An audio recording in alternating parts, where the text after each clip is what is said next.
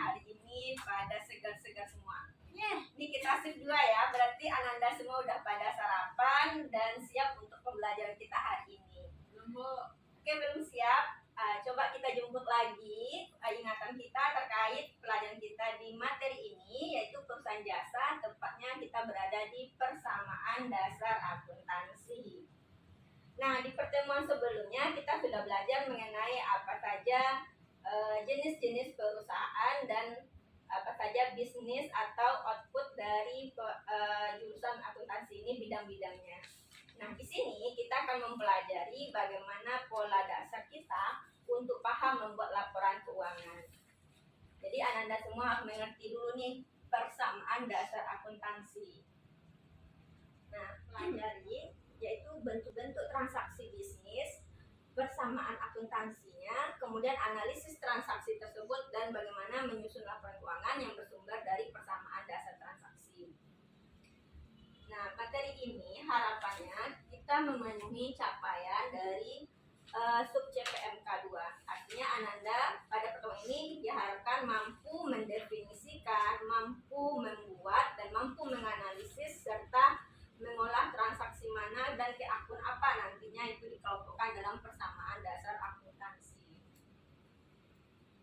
Apa yang masih ingat apa yang dimaksud dengan transaksi? Coba, ada yang masih ingat apa yang dimaksud dengan transaksi? Lupa, Bu. Yang lain? Coba Ibu kasih kepingan puzzle ya. Kalau misalnya Ibu berbelanja, terus Ibu cuma bawa tentengan, kemudian tidak ada bukti. Sebagai perusahaan, bisa nggak kita mengatakan itu suatu transaksi? Tapi Ibu punya belanjaannya? Enggak. Berarti apa suatu ketentuan, suatu kegiatan itu bisa dikatakan transaksi? Harus mempunyai apa dia? Harus punya bukti, Bu. Oke, that's good. Harus mempunyai bukti kwitansi ya. Bukti ya, salah satunya seperti kwitansi. Jadi transaksi yang dimaksud di sini adalah kegiatan yang bersifat pertukaran yang punya nilai nominal dan dibuktikan dengan adanya bukti transaksi. Oke, coba Anda perhatikan ke depan. Di sini persamaan dasar akuntansi kita terdiri dari harta sama dengan utang dan modal. Ini adalah fondasi mutlak yang harus Ananda pahami sebelum Ananda menyusun laporan keuangan. Sederhananya, Ananda misalnya mau mendirikan suatu yang sekarang ini lagi booming-boomingnya seperti salon kecantikan. Misalnya, untuk mendirikan salon kecantikan, Ananda pasti minimal itu harus punya tempatnya. Kalau nggak punya tempat sendiri, misalnya kita harus menyewa gedungnya. Terus kita harus punya alatnya, baru bisa memberikan jasa. Terus kita harus punya peralatannya. Nah, jadi persamaan dasar akuntansi ini adalah sesuatu yang memang harus dimiliki di dasar pendirian perusahaan. Jadi setiap perusahaan yang berdiri, otomatis dia pasti punya harta.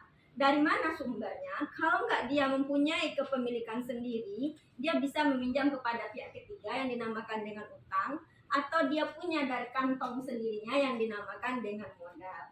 Jadi harta itu terdiri dari komposisi utang ditambahkan dengan modal. Sederhananya, harta ini merupakan sesuatu yang benar-benar dia kuasai sehingga dia bisa menggunakan secara utuh. Sedangkan utang ini sumbernya merupakan dari pihak ketiga yang tentu harus mempunyai kewajiban untuk membayar.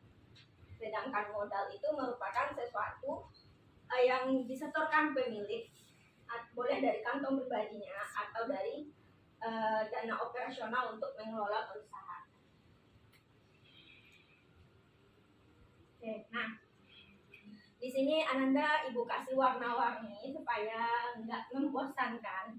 Tadi kita udah bicara harta, utang, dan modal. Gak mungkin kan satu perusahaan itu kita kasih aja akunnya harta, terus kita kasih aja akunnya hutang, dan kita kasih aja akunnya modal. Tentu tidak. Ananda pernah lihat perusahaan UMKM sederhana, misalnya seperti kayak katakan sajalah Citra, itu kan udah besar ya. Dia nggak hanya punya satu karyawan, tapi banyak karyawan, bahkan banyak cabang, dan punya nggak hanya satu jenis barang, tapi juga berbagai macam stok barangnya.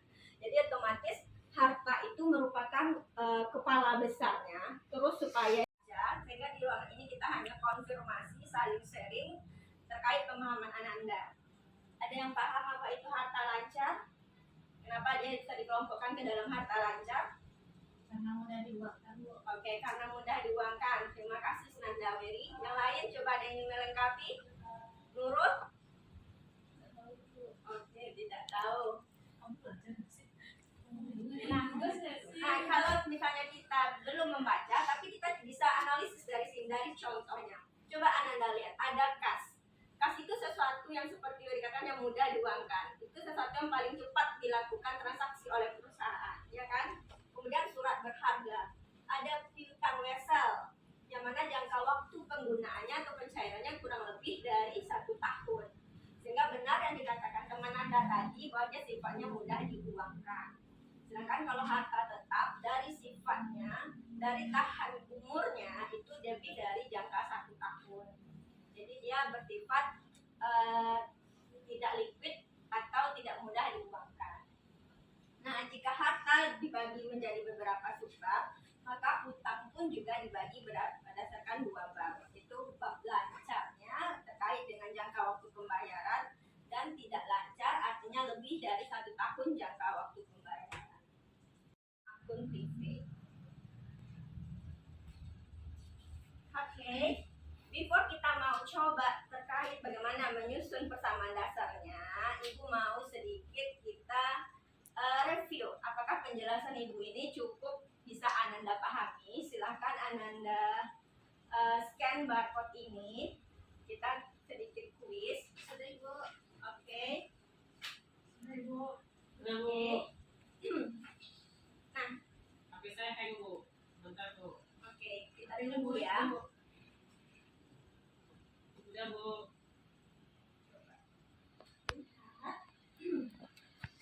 Nah, dari beberapa hasilnya, dari beberapa hasil yang Ananda jawab tadi, itu dapat disimpulkan bahwa secara umum Ananda telah paham definisinya. Namun, bagaimana memilih akunnya itu masih ada yang salah ya. Berarti Ananda harus mempelajari lebih detail lagi maksud dari akun dan tempat akun itu digunakan. Oke, nah secara umum berarti Anda sudah paham dan sudah siap untuk melihat penggunaan dari transaksi ini. Coba Anda perhatikan, di tanggal 1 Agustus Nyonya Bella membuka cabangnya di Kota Padang namanya Bella Skincare. Dia menyetorkan uang tunai sebesar 20 juta dan peralatan salon senilai 15 juta. Oke, jika kita amati, di sini ada kata-kata uang tunai. Di akun kita tadi ada nggak kata-kata uang tunai? Nggak ada ya. Yang ada hanya istilah kas. Nah, berarti ini adalah kas ya. Kasnya kita sebesar 20 juta. Kemudian peralatannya senilai 15 juta. Oke, yang harus Ananda ingat, persamaan dasar akuntansi terdiri dari komposisi harta sama dengan utang dan modal, di mana kanan dan kirinya harus balance. Coba Ananda lihat di sini. Untuk memudahkan kita bikin tanggal, kita bikin keterangannya setoran modal. Terus di kelompok harta kita, karena persamaan dasar akuntansi terdiri harta sama dengan utang tambah modal. Hartanya di sini ada 2 akun, kas dan peralatan, maka kita kotakkan dia sesuai dengan akunnya. Kasnya 20 juta, peralatannya 15 juta, maka di sisi harta totalnya 35 juta. Kemudian utangnya nggak ada, sehingga modalnya sejumlah yang dimiliki oleh perusahaan untuk mengelola sejumlah yang dimiliki oleh pemilik untuk mengelola perusahaannya berjumlah juga 35 juta. Sampai di sini paham bagaimana alur pencatatannya? Oke. Nah, transaksi kedua, ini dia masih, kalau tadi dia menyetorkan uang tunai, sekarang dia mau membeli perlengkapan salon secara tunai. Membeli otomatis, oh iya, sebelum berbicara, siapa yang udah paham apa yang dimaksud ketika ada transaksi? Oh, ini harta, pasti dia posisinya nanti nambahnya di debit dan kredit. Ada yang masih ingat nggak pelajaran minggu lalunya yang tak kuat? Jadi ketika dia misalnya kita katakan ini perlengkapan, dia beli itu kita artinya menambah perlengkapan kita atau enggak? Menambah ya. Nah, kalau dulu waktu SMA Bapak Ibu pernah menjelaskan satu aku itu nggak perlu dihafal, tapi kita sederhanakan. Misalnya, ketika Ananda mau membeli perlengkapan, ada yang Ananda dapatkan yaitu perlengkapan kalau tunai, dan ada yang harus dikeluarkan yaitu uang. Artinya ada sisi yang bertambah, ada sisi yang berkurang. Dalam istilah kita dikenal bertambahnya dengan debit, berkurangnya dengan kredit. Nah, di sini perlengkapan itu bertambah, maka dia berada di akun harta sebesar 3 juta. Nah, sedangkan peralatan di sini juga bertambah sebesar 10 juta. Yang satu dia pakai tunai, kasnya berkurang sebesar 3 juta. Yang satu dia pakai hutang. Nah, sehingga ada hutang di sini sebesar 10 juta. Dapat Ananda lihat pada sisi ini. Oh iya, Ananda harus selalu men-cross check saldo. Karena kalau misalnya salah di atas setiap transaksi ini akan berefek ke bawahnya dan akan mengganggu laporan keuangan. Jadi harus selalu lakukan double check debit dan kreditnya. Oke. Nah, di sini sudah dilihat saldo kasnya 17, perlengkapan 3 juta, peralatan 25 juta, tinggal total harta 45 juta, utang dan modal juga 45 juta. Oke, sampai di 2 transaksi ini Ibu ingin tahu apakah sudah paham atau ada sesuatu yang bikin Ananda ragu dalam memilih akunnya. Coba ada yang ingin ditanyakan terlebih dahulu.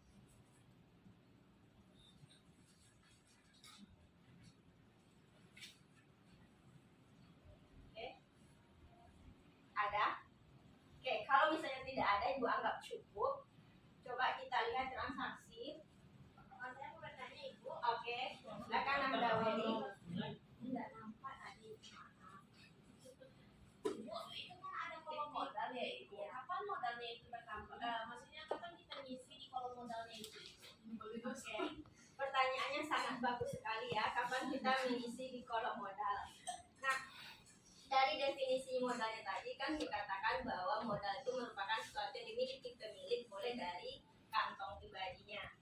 Nah, posisi modal di sini itu sebagai penyeimbang karena dia harta sama dengan utang tambah modal. Jadi kalau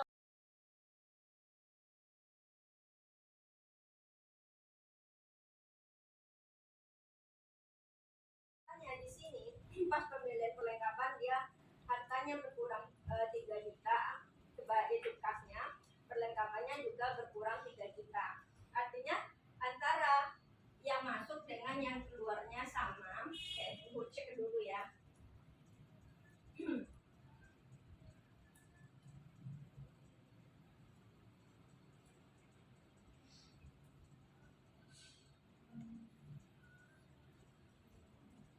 Nah, sepertinya ada kesalahannya Ibu bikin di sini. Otomatis kalau dapat Ananda lihat di sini kan harta kita bertambah dalam bentuk perlengkapan, otomatis di sisi ke harta itu jumlahnya adalah 17 tambah 3 sebanyak 20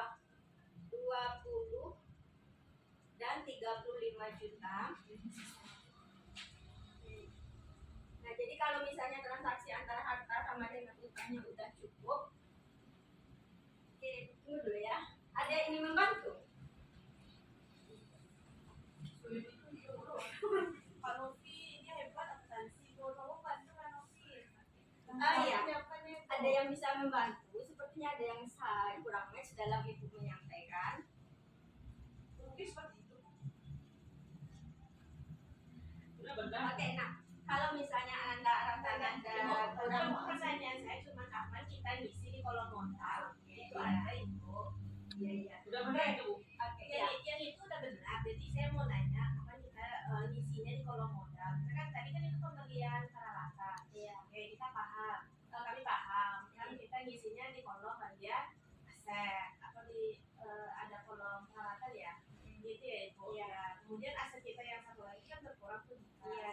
Nah itu kan di mana itu kan contoh yang pertama yang di kolom modal baru terkait dengan setoran modal awal. Nah kalau di transaksi lainnya Saya bantu kalau jawab, ya. modal Ibu. Iya, silakan Anda Fitri. Saya nggak paham itu, tolong nggak ya? Kalau kamu minta tolong ke Walid, terus dia ngasih setoran modal ke kamu, baru masuk ke modal. Oke, nanti ada itu pertemuan di Betul, Bu. transaksi berikutnya ada transaksi kita kayak bayar beban dan ada prepaid. Apa sabar ya.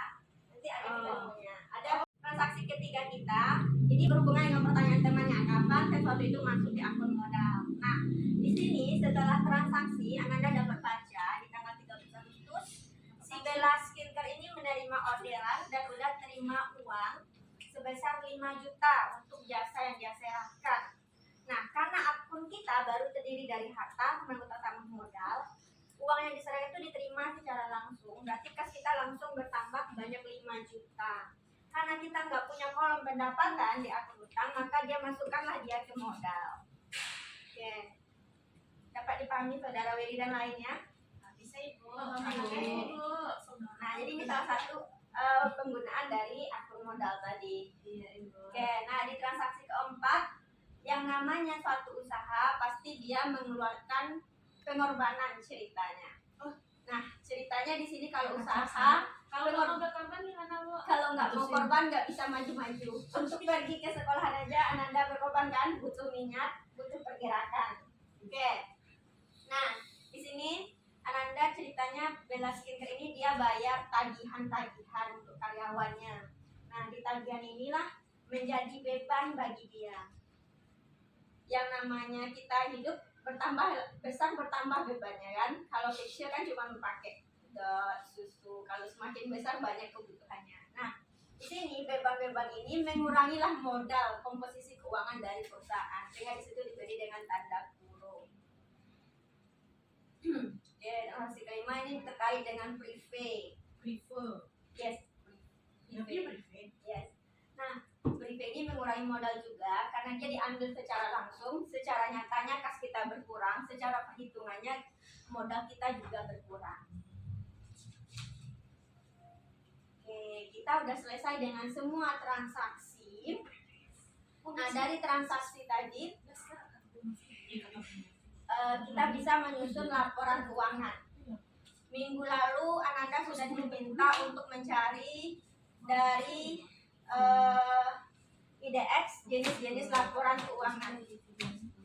Nah, laporannya itu ada laporan posisi keuangan, terus ada laporan laba rugi komprehensif, ada laporan perubahan modal, dan laporan arus kas masuk serta CALK. Nah, ini angkanya dari mana? Angka-angka ini bersumber dari transaksi kita tadi pada kolom saldo. Jadi baik kas, perlengkapan, dan peralatan itu letaknya di harta. Total harta kita 47.100, utang dan modal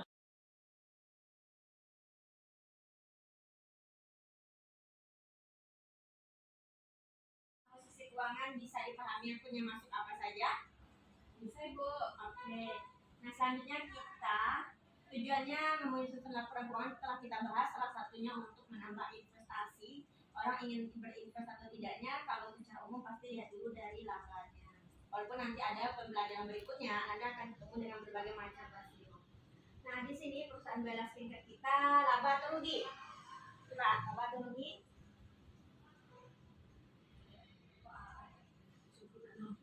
Laba ya, dia laba sebesar 3.100.000. Oke. Nah, selanjutnya kita lihat perubahan modal. Awalnya tadi dia punya modal awalnya itu 5 jutaan dan laporan perubahan dan modal akhirnya itu sebanyak 7.100.000. Ini belum Ibu perbaiki ya, maaf, nanti bisa kita koreksi. Ini maksudnya modal akhir.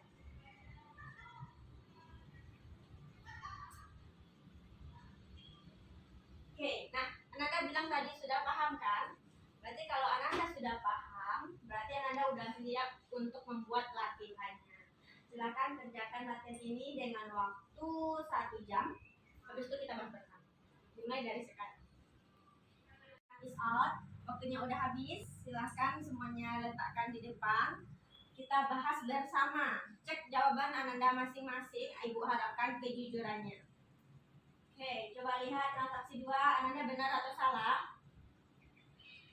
Benar. Oke, 3, kalau benar silakan dibenarkan, kalau salah silakan disalahkan. Nanti kita bahas kembali. Bu, diganti ya Bu.